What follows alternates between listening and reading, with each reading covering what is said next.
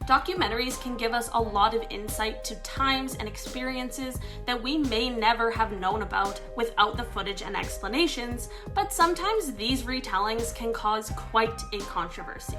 From documentaries that got banned for being too graphic, to some that got banned because they went against a government's political agenda. Let's talk about these and more only on today's Top 10 list. Top 10 disturbing documentaries that got banned, Part 2. Starting off this countdown, we have Let There Be Light. The 1946 doc Let There Be Light was an educational film about the post-traumatic stress soldiers feel after returning home from war. On June 25th, 1945, Major John Houston was assigned by the Army Signal Corps to create a documentary on this. He visited a bunch of Army hospitals and saw the suffering these soldiers went through. This film was meant to inform the public how hard it is for veterans to fit back into society after what they have gone through.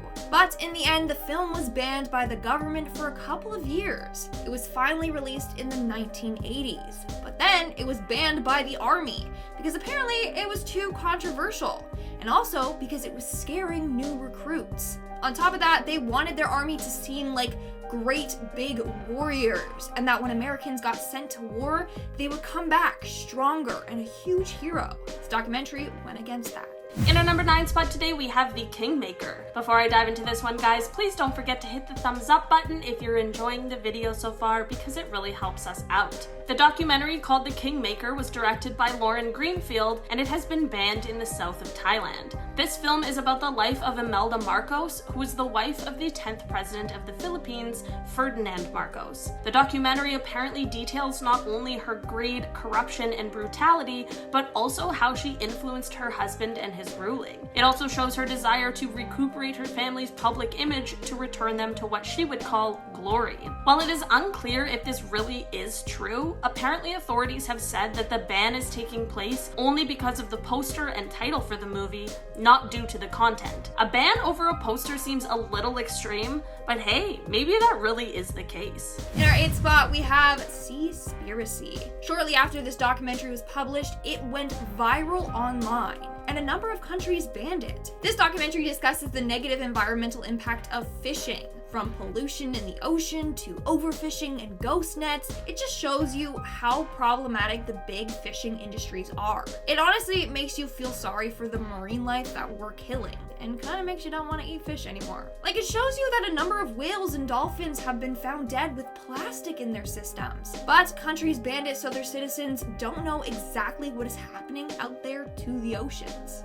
In our number 7 spot today, we have Sambal, Belacan in San Francisco. In 1997, Madeline Lim made a 25-minute documentary called Sambal, Belacan in San Francisco about 3 Singaporean lesbians, and while she dreamed of being able to screen it at festivals in her home country of Singapore, it unfortunately was banned from being viewed there. Her film was winning awards and accolades around the world, but the one place she really wanted to show it wouldn't let her. Madeline wanted to speak to the LGBTQIA+ community in Singapore through her film, as it explored the lesbian experience of Singaporean women and the things they had to endure. In a small turn of events, 23 years after the release of the film, just last year the film was screened for a one-time screening to a limited audience in Singapore. The movie was shown with the highest rating for mature audiences, and while it's not a complete lift on the ban, it is a step in the right direction.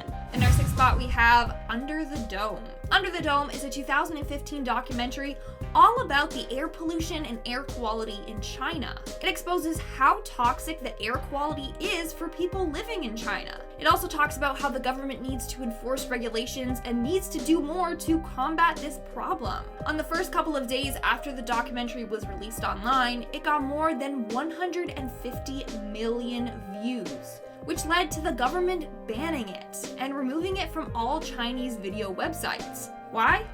Well, it exposed a real problem that they don't want to deal with. In fact, this isn't the first time that China has downplayed their pollution problem. During a summit in 2014, it was revealed that their pollution was at 6 times the level deemed safe by the World Health Organization. but they removed that data from the US Embassy's reading.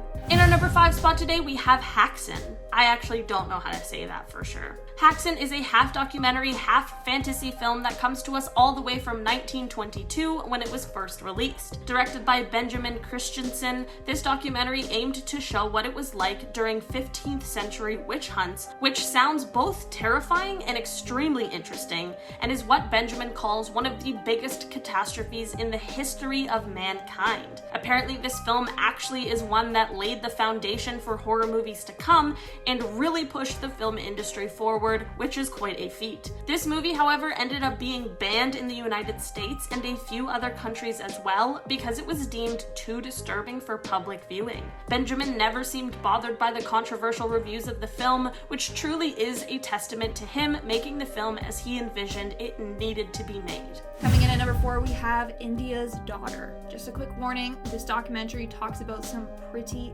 heavy topics. This documentary discusses the Delhi gang case that happened on December 16th, 2012. On that day, a 23-year-old student was returning home after watching the film The Life of Pi with her friend. While on their way home, she was brutally attacked and was taken advantage of. It was so bad that she passed away days later in the hospital. So it was a pretty intense and heavy and serious documentary. In the end, it was banned in India. The government claimed that the documentary was trying to conspire against India on an international platform, which obviously it wasn't the documentary's intention at all. It also apparently violated a bunch of laws in India, like actually exposing who the victim of this horrific act was and showing images of her. Another reason it was banned because they didn't want it to cause public outrage or inspire criminals. In our number 3 spot today, we have Jack Johnson versus James Jeffries. This isn't exactly what you think of when we say the word documentary, but I absolutely needed to include it on this list today. On December 26, 1908, Jack Johnson defeated the defending heavyweight champion, Tommy Burns, and became the first black heavyweight champion of the world, which is incredible and should absolutely be celebrated, right? Unfortunately, this was 1908, so it was seen as a threat, and immediately they began trying to find another white person he could fight in order to beat Jack and win the title, and this person was James Jeffries. The fight took place on July 4th, 1910, and this is back in a time when prize fighting was on the rise, and since this fight was so huge, it was of course video recorded. Usually black men wouldn't have even been able to compete for a world title, so it was of course controversial news when he not only competed but won twice.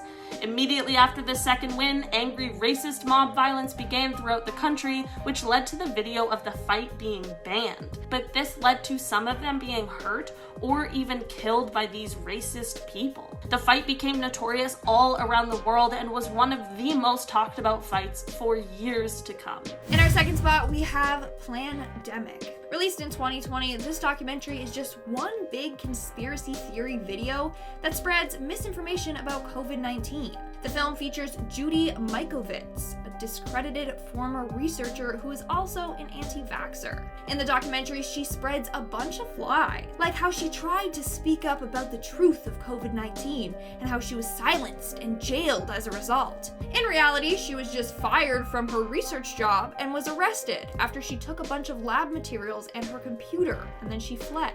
In the video, she makes several claims like wearing a mask and washing your hands increases the risk of getting the virus, and that the virus is just one big government plan, that the vaccines will be used to then control everyone.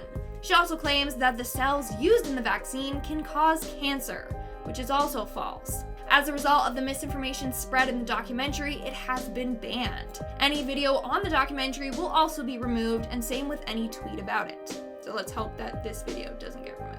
In our number 1 spot today, we have Jenin. Earlier this year, an Israeli court blocked a documentary about the 2002 massacre between Israeli soldiers and Palestinians in the city of Jenin at a refugee camp. The documentary, which is called Jenin, was first brought to the court by a soldier who is in the film. He filed a lawsuit because in the film he is accused of stealing from an elderly Palestinian man, which he claims is untrue. The court not only ordered in favor of the soldier and ruled that the director of the documentary pay both him and the court expenses, but the court also said that they found some other events in the documentary to be untrue. The encounter in 2002 was very deadly and destructive and caused a lot of harm, and there was even a Human Rights Watch investigation. When the documentary was first released, it was banned in Israel, but a Supreme Court later overturned that ban. The documentary is told entirely by survivors of the situation, which is obviously very important. The documentary is now banned again in Israel, but there is no ban on the film